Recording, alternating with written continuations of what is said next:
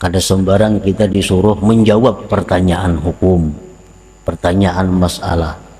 Kita pandang juga orang yang bertanya ini, apakah memang dia pantas, apakah memang dia patut untuk mengetahui itu atau belum patut. Nah, bila belum patut kada perlu dijawab, bila belum patut kada perlu diajari. Bismillahirrahmanirrahim. Alhamdulillahilladzi ahata bikulli syai'in ilma, walladzi qala subhanahu wa ta'ala wa ma utitum minal ilmi illa qalila wa man yu'tal hikmata faqad utiya khairan katsira. Asyhadu an la ilaha illallah wahdahu la syarika lah fid dunya wal ukhra wa asyhadu anna sayyidana Muhammadan abduhu wa rasuluhul murtada. Allahumma salli wa sallim wa barik ala sayyidina Muhammadinil amin ala wahyis sama wa ala alihi wa sahbihi wa dzurriyyatihi wa man ihtada, amma ba'd.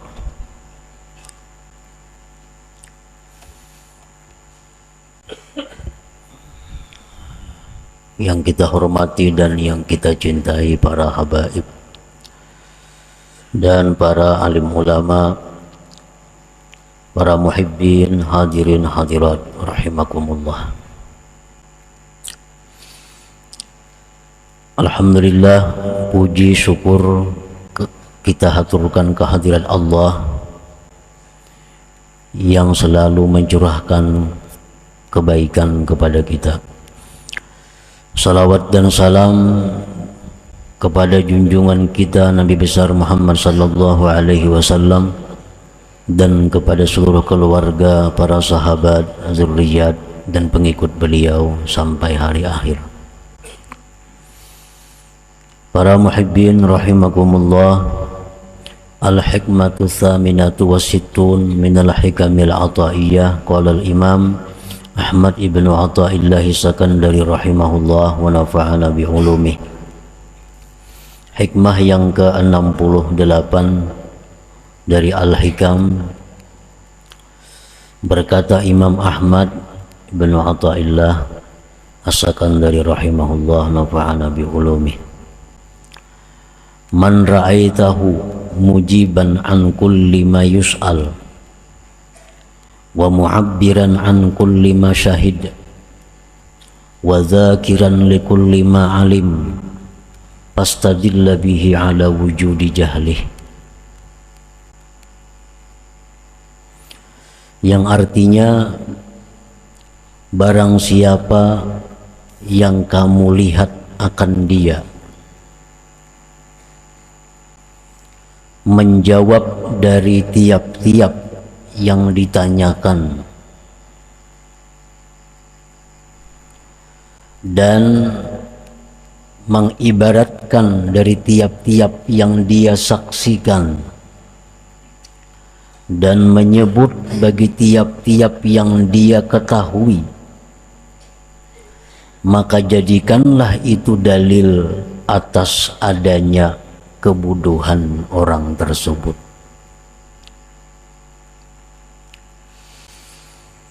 Nah, para muhibbin rahimakumullah, apabila kita melihat seseorang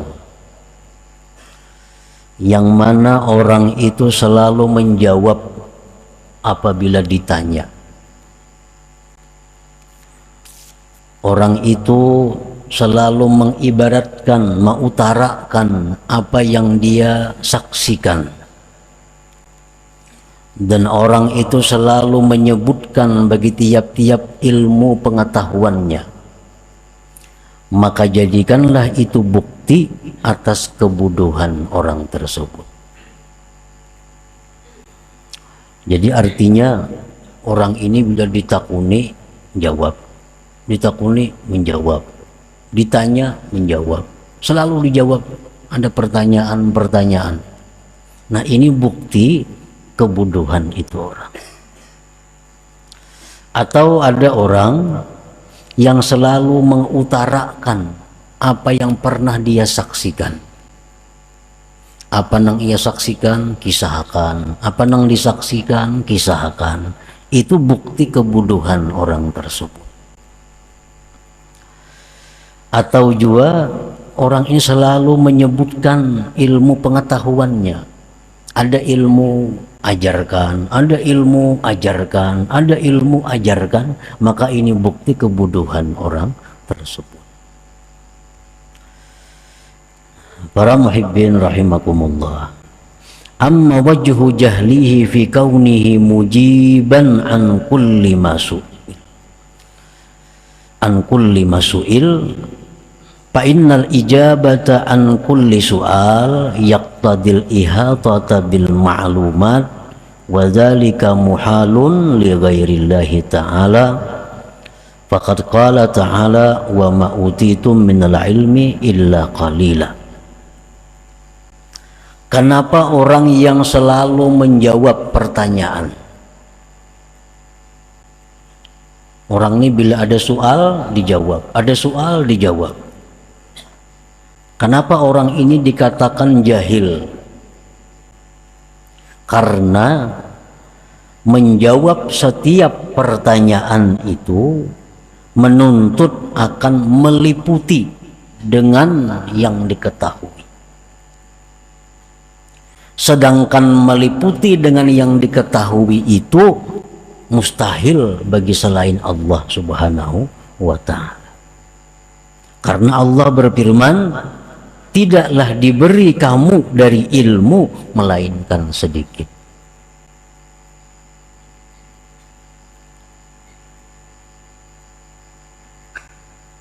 Nah, pertama itu alasannya.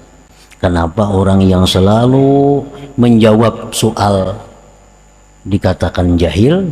Alasan pertama adalah karena itu menuntut akan meliputi seluruh yang diketahui. Itu mustahil bagi seorang manusia. Itu milik Allah Subhanahu wa ta'ala yang maha meliputi dengan segala sesuatu. Wali anna sa'ila qad yakunu muta'annitan la yastahiqqu jawaba. Dan terkadang pula bahwasanya orang yang bertanya ini kadang-kadang orang yang ingkar, yang kada perlu dijawab, kada perlu dijawab. Kadang-kadang orang yang bertanya ini orangnya muta'annita, mungkir, hanya hendak bikin masalah. Nah, jadi kita dituntut untuk merenungi sebelum menjawab itu, apakah orang yang bertanya ini mungkir atau kada. Misalnya kita tahu orang ini sudah dikenal orang nang anti lawan maulid. Ini orang ini sudah dikenal maulid itu badakannya bid'ah nang sesat. Maulid itu hukumnya haram jarnya. Kasih itu kamari ini sudah orang kayak itu. Nah, lalu orang ini datang betakun lawan kita. Napa yuk hukumnya maulid itu? Kada perlu dijawab. Ini kada maasi jawaban kita. Kita jawab jadi masalah, jadi keributan. Karena ini orang yang sudah punya pemahaman maulid itu bid'ah nang sesat. Kada perlu ditanggapi. Orang yang sudah punya pemahaman bahwa talqin itu bid'ah, mahaul bid'ah nang sesat, datang lawan kita bertakun, napa hukumnya menalkinakan orang mati ini tuh? Napa hukumnya membacakan Yasin di kubur itu? Sedangkan ini orang-orang yang anti dengan itu. Nah, ini bertakun lawan kita bukan untuk mencari pengetahuan kada, tapi hanya mengingkari. Nah, muta'annita. Nah, kalau orang-orang seperti ini datang kepada kita bertanya, bertakun, kada perlu ditanggapi. Karena ini kada berhak untuk dijawab. Kada perlu dijawab. Hendak menjawab juga jawab dengan la adri, jawabannya. Apa jarnya hukumnya maulid tuh? La adri. Apa artinya? Aku kada tahu. Bukan kada tahu hukumnya, kada tahu ikam ini pintar kah kada kah? Nah, itu maksudnya. La adri. Imam Malik radhiyallahu anhu, beliau didatangi seseorang, orang itu bertanya kepada Imam Malik 32 masalah, 32 soal ditakunakan lawan Imam Malik. Sidin jawab 3, sisanya 29 Sidin jawab dengan la adri. Kau kada tahu, kau kada tahu, kau kada tahu, aku kada tahu. 29 soal dijawab dengan tidak tahu. Hanya 3 Sidin jawab. Ini bukti orang alim, bukti orang yang arif. Kada selalu menjawab apa yang ditanyakan orang itu.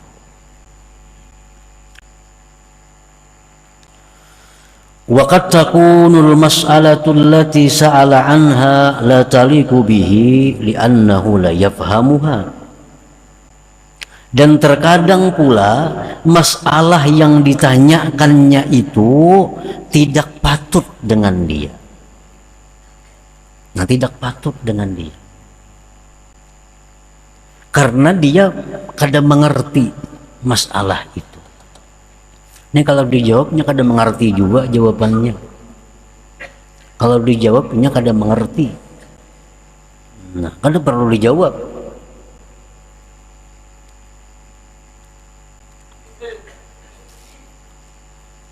Nah, jadi apabila kita menjawab selalu pertanyaan orang, itu bukti bahwa kita jahil. Jadi soal-soal orang, pertanyaan-pertanyaan orang itu dipilih-pilih. Misalnya orang bertanya 5 soal, ini yang patut dijawab sekian, yang patut kada dijawab sekian. Atau ada orang yang bertanya kepada kita, ada orang yang bertakun lawan kita, oh ini orangnya kada mengerti juga, mau dijelaskan, kada usah dijawab, kada perlu dijawab. Qala Nabi sallallahu alaihi wasallam, Rasulullah bersabda, la tu'tul hikmata ghaira ahliha fatazlimuha wa la tamna'uha ahlaha fatazlimuhum. Ujar Nabi kita, artinya jangan kau berikan ilmu itu kepada yang bukan ahlinya, maka engkau menzalim kepada ilmu itu. Dan jangan kamu tegah ilmu kepada orang yang memang ahlinya, maka engkau kalau tidak memberikan ilmu kepada ahlinya, maka engkau menzalim kepada mereka itu.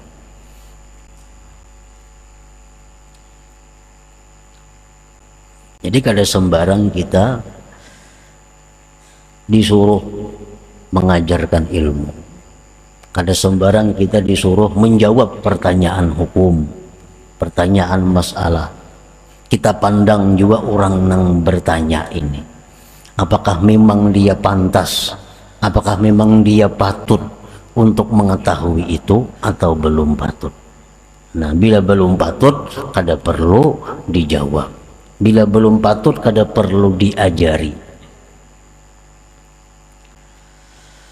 Wa qala an-nabi sallallahu alaihi wasallam, ma ahadun yuhadditsu qauman bi haditsin la tablughuhu uquluhum illa kana fitnatan ala ba'dihim. Ujar Nabi lagi, tidak ada seseorang yang menceritakan, mengajarkan kepada satu kaum, kepada satu umat dengan satu hadis, satu ilmu yang tidak sampai kepada ilmu itu akal mereka, melainkan itu menjadi fitnah atas sebagian mereka. Ujar Nabi, jangan mengajarkan ilmu kepada orang-orang yang belum sampai akal mereka kepada ilmu itu. Kalau kau ajarkan kepada mereka, itu akan menjadi fitnah,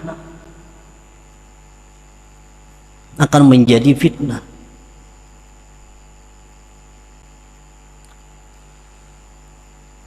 ilmunya baik, ilmunya ada salah. Nang salah itu nang mengajarkan lawan nang dilajari. Makanya kita ada terjadi orang-orang nang kada besembayangan lagi mbah mengaji ilmu itu. Kenapa sebabnya? Ilmu itu bagus sebenarnya, cuma yang mengajar ini kada mengerti, nang dilajari kada paham. Ilmu yang begitu tinggi, ilmu yang begitu mulia, yang mestinya menambah semangat ibadah kepada Allah, sebaliknya kada sembahyang lagi. Orang yang sembahyang bahkan dipadahakannya kada sampai. Kan sudah terbalik tuh. Orang yang sembahyang macam Nabi sembahyang, sahabat sembahyang, tuh padahakannya kada sampai ajarnya. Inya lawan gurunya itu nang sampai, nang ada sembayangan lagi. Orang Jumatnya mau unjuun di muka rumah. Padahal dahulu orang ini kaum di masjid, kaum.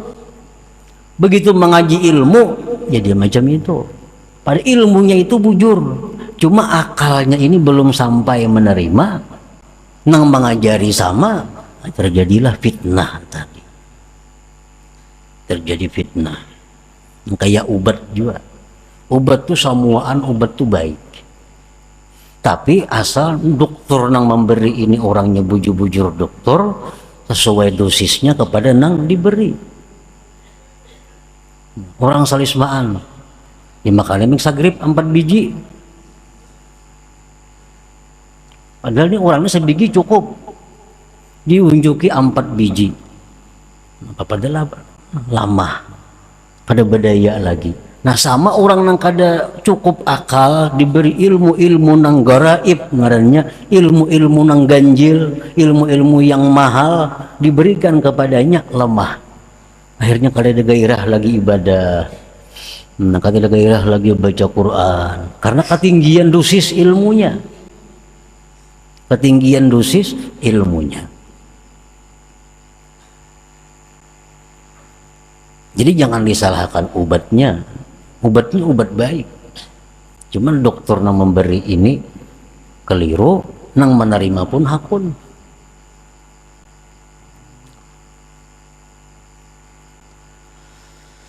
Wa qala Asy-Sya'bi radhiyallahu anhu la tamna'ul ilma ahlah fata'thamu wa la tuhadditsu ghaira ahli fata'thamu. Jangan kamu cegah ilmu itu kepada orang yang berhak, maka engkau berdosa. Orang ini memang berhak, orang ini akalnya sudah cukup. Kada kita beri ilmu, kita berdosa.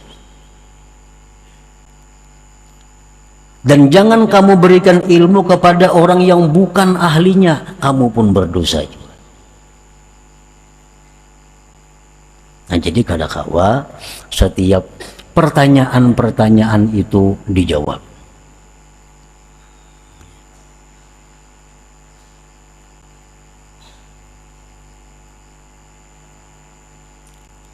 Ada di dalam Al-Quran, baik di dalam hadis Rasulullah Sallallahu Alaihi Wasallam, ada hal-hal yang baik kada tahu pada tahu bagi sebagian golongan manusia. Baik kada tahu pada tahu. Nah karena bila tahu inya akalnya kada cukup, ilmunya bahan-bahannya kada cukup, lalu jadi fitnah kepada dirinya. Padahal semua ilmu-ilmu agama itu, baik ilmu rendah, ilmu sedang, ilmu tinggi, semuaan ilmu itu intinya adalah menggairahkan seseorang dengan Allah melalui ibadah-ibadah jasmani dan ibadah-ibadah ruhani. Kalau ada ilmu yang membuat kita lemah semangat beribadah, itu ilmu yang salah pemahamannya. Ini ilmu bukan ilmu kita. Kita bisa baca buku, tonton baca buku asak jadi kulir sembahyang, jadi kulir menuntut ilmu. Nah berarti kita ini belum cukup akal kita untuk mempaham ilmu itu. Karena setiap ilmu itu intinya adalah mendorong semangat, menambah gairah, mendekatkan diri kepada Allah, baik jasmani atau rohani kita. Rohani dan jasmani itu mesti sama, kada mau berpisah, terpisah mati. Sama aja ilmu syariat, ilmu hakikat itu kada mau terpisah, kada mau terpisah. Kalau hendak bujur, syariat hakikat itu mesti digabung kedua-duanya. Syariat dilakukan oleh Nabi, hakikat pun dilakukan oleh Nabi. Nah, kedua-duanya mesti seimbang dalam diri kita. Nah, para muhibbin rahimakumullah. Wa amma wajhu jahlihi fi kaunihi mu'abbiran an kulli ma syahid minal karamat wa ma wasala ilaihi minal maqamat lianna hadhihi al-umura azwaqun batiniyah wa asrarun rabbaniyah la yafhamuha illa arbabuha wa ahluha fata'biruha lil umum takhfifun biqadariha wa naqsun fil ikhlas wa tamkinun liduhulir riya fahalaka ma'al halikin. Kenapa orang yang selalu mengutarakan apa yang dia saksikan, orang yang mengutarakan apa yang dia saksikan itu dikatakan jahil? Karena apa yang dia saksikan daripada karamat-karamat itu adalah merupakan rasa-rasa batiniah, rahasia-rahasia ketuhanan yang kada dimengerti oleh orang yang belum sampai ke sana. Menakbirkan, mengutarakan itu bagi orang umum itu merendahkan nilainya, mengurangi pada ikhlas dan memungkinkan masuknya riya, maka dia akan binasa beserta orang binasa. Umpamanya kita beribadah, sembahyang. Nah, sewaktu sembahyang itu kita diberi Allah kemanisan, kelezatan. Nah, ini azwaq batiniyah, rasa batin. Dan ini rahasia Tuhan. Kita beribadah ada lezat, ada nikmat. Nah, ini jangan dikisahkan kepada orang umum. Jangan dikisahkan kepada orang umum. Orang umum tuh kadang mengerti itunya. Orang umum tuh kadang mengerti kelezatan ibadah tuh kadang mengerti. Dan inya kadang paham kayak apa ibadah tuh nyaman. Kadang perlu diceritakan kepada orang umum. Menceritakan itu kepada orang umum, satu, merendahkan nilainya. Yang kedua, mengurangi keikhlasan. Yang ketiga, bisa jadi riya. Bisa jadi riya. Di waktu kita asik baca salawat, dengan khusyuk, dengan adab yang bagus baca salawat, lalu guring bertemu Rasulullah Sallallahu Alaihi Wasallam. Nah, ini azwaq batiniyah, ini rahasia ketuhanan, ini karamat. Ada perlu diutarakan itu kepada orang-orang, ada perlu. Dapat Lailatul Qadar, ada perlu dikisahkan, ini karamat. Kita kisahkan, kita bertamu Rasulullah, kita bertamu ini kepada orang-orang yang bukan berhak mengetahui itu. Nah, itu menurunkan nilainya. Lain kita lawan guru kita. Nah, guru ulun ini bila mengamalkan ini asa ada kelezatan pokoknya. Nah, pendapat pian kayak guru itu nanti lawan guru menceritakan itu ada jadi masalah.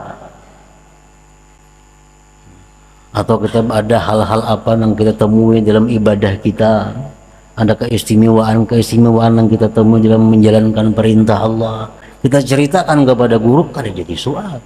Tapi kalau kita ceritakan kepada umum, nah ini yang bahaya. Ini yang menunjukkan kebodohannya.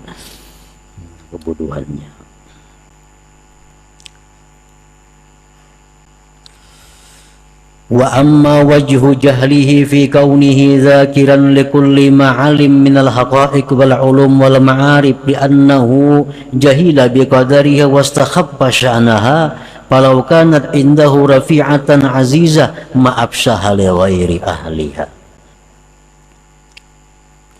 Adapun orang yang selalu menyebutkan tiap-tiap ilmu yang diberikan Allah kepadanya disebut jahil, bodoh.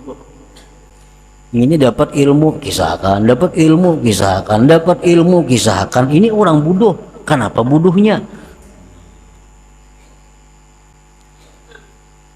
Karena dikatakan bodoh, inya kada tahu nilainya ilmu ma'rifat itu. Ilmu ma'rifat itu sangat tinggi nilainya, dan jangan dikisahkan, jangan diungkap, dibuka kecuali kepada orang-orang yang berhak untuk mengetahuinya.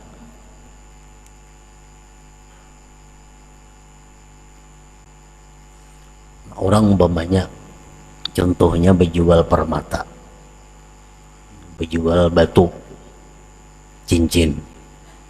Nah, ini ada berisi yakut nang harga 1 juta ada berisi yakut nang harga 500.000 ada berisi yakut nang harga 100.000 ada berisi yakut nang harga 100 juta banyak berisi batu.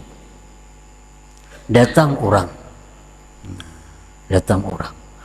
ini orang miskin, orang kada berharta, datang kepada ampun batu nih, aku hendak aja bawa tas yakut adalah berisi ikam, aku hendak jauh memakai yakut, ujar nang orang miskin. Nah, kita ini banyak berisi yakut mulai nang 100.000 sampai 100 juta harganya. Nang mana nang kita tampayakan lawan si miskin nih yakut nih,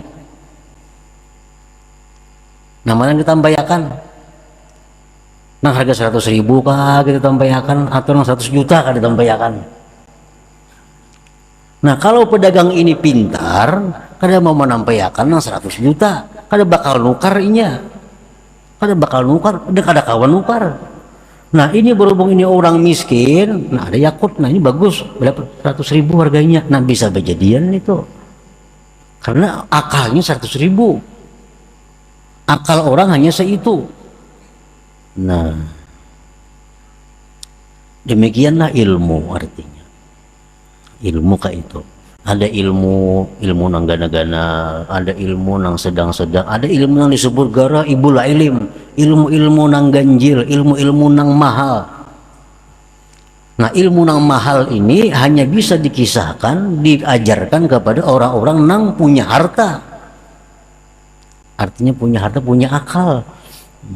Punya akal. An-nasu salasatu aqsam, awamun wasalik wa arif. Manusia itu ada 3 golongan. Ada disebut orang awam, ada disebut orang salikin, ada disebut orang arifin.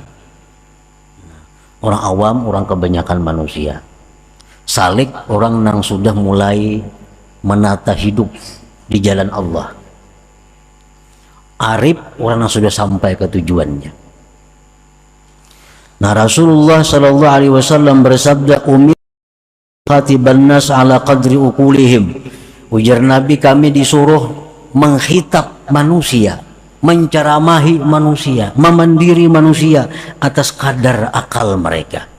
Ini akal orang awam, akal orang salikin, akal orang yang sudah ma'rifat. Contohnya mislu la ilaha illallah. Inna lil awam laha ma'na wa lisalik laha ma'na wa lil arif laha ma'na. La ilaha illallah. Untuk orang awam itu ada maknanya. Untuk orang salikin ada maknanya. Untuk orang arif ada maknanya. Nah, kalau ada orang awam batakun, mun kita berzikir la ilaha illallah tuh napa nang baik di hati. Ujar orang ini betakun lawan kita. Ini orang awam, orang yang kada menuntut ilmu hidupnya, hanya tahu garis besar hukumnya. Betakun, mun aku berzikir la ilaha illallah napa nang baik di hati, ujarnya. Nah, kalau ini orangnya orang awam, unjuk lawan inya makna orang awam.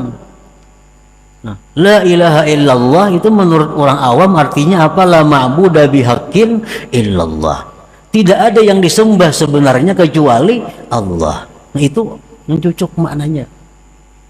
Jadi belikan berzikir la ilaha illallah, dalam hati tidak ada Tuhan yang disembah selain Allah. La ilaha illallah, tiada Tuhan yang disembah selain Allah.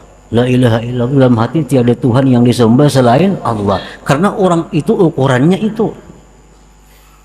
Datang pulang orang yang menuntut ilmu, orang ini sudah bagus hidupnya di jalan Allah, nang halal nang haram tahu, nang haram ditinggalkannya, nang ini diambil, nang baik diambilnya.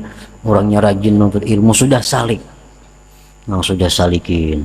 Datang lawan kita, apa nang bagus maknanya la ilaha illallah tuh dalam hati, mun kita berzikir la ilaha illallah la. Nah, lain lawan nang tadi artinya. Nah, untuk orang seperti ini bisa kita beri, kalau ikam tuh maknanya la ilaha illallah, tidak ada yang berbuat kecuali Allah. Jadi belikan berzikir la ilaha illallah, tidak ada yang berbuat kecuali Allah, tidak ada yang berbuat. Nah, itu maknanya. Ini untuk orang yang sudah salikin. Nah, kalau orang yang sudah arif, lain lagi maknanya la ilaha illallah itu. Nah, ampun orang arif ini jangan hendak diunjuk lawan orang awam. Arti la ilaha illallah ini nang ampun orang nang arifin jangan dikasihkan kepada orang awam. Didustakannya kayaknya. Didustakannya kada percaya. Kenapa? Akalnya kada sampai ke sana. Qala al-Imam Ali karramallahu wajha haditsin nas biqadri ma yafhamun aturidu ayyukzaballahu wa rasuluh. Ujar Sayyidina Ali, ceritakanlah kepada manusia dengan kadar yang mereka paham. Apakah kamu ingin bahwa Allah dan Rasul itu didustakan? Nah, kalau makna la ilaha illallah itu yang punya orang arif diberikan kepada orang awam, didustakannya kayaknya. Allah didustakannya. Kenapa? Karena kada sampai ke sana jenjang ilmunya, kada sampai ke sana jenjang akalnya. Jadi berilah dia ilmu, berilah dia pemahaman supaya mereka jangan sampai mendustakan Allah dan Rasul. Nah, para muhibbin rahimakumullah. Jadi ilmu, baik ilmu bawah, ilmu tengah, ilmu atas, semuaan sama. Intinya adalah mendorong kita, memberi semangat kita untuk tambah ibadah kepada Allah, zahir dan batin. Zahir dan batin. Apabila kita menuntut ilmu membuat kita lemah ibadah, harus mundur. Turunakan dosisnya, bisa ketinggian.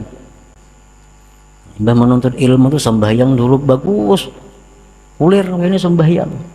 Nanti kaji ilmu itu, anggapnya lawan ibu bapak bakti, lawan kuitan bakti. Mbah mengaji itu wani nyari kuitan, wani nyari mama, wani nyari abah. Mbah mengaji ini nih. Nah, berarti tinggalkan ilmu itu kada cucuk. Karena ilmu seseorang makin tinggi, makin hormat kepada kedua orang tuanya, makin cinta, makin bakti kepada kedua orang tuanya. Kada ada ilmu yang mengajarkan merendahkan orang tua, kada ada.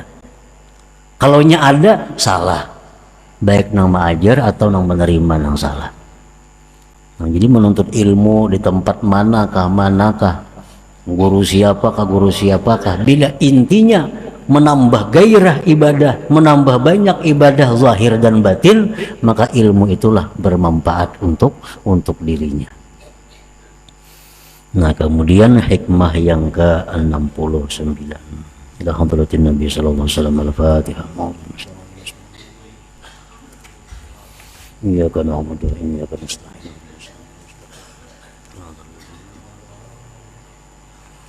Ya Allah biha, ya Allah biha, ya Allah bihusnil khatimah. Ya Allah biha, ya Allah biha, ya Allah bihusnil khatimah. Ya Allah biha, ya Allah biha, ya Allah bihusnil khatimah. فيا أيها الرجل منه شفاعة صلوا عليه وسلموا تسليما. اللهم صل وسلم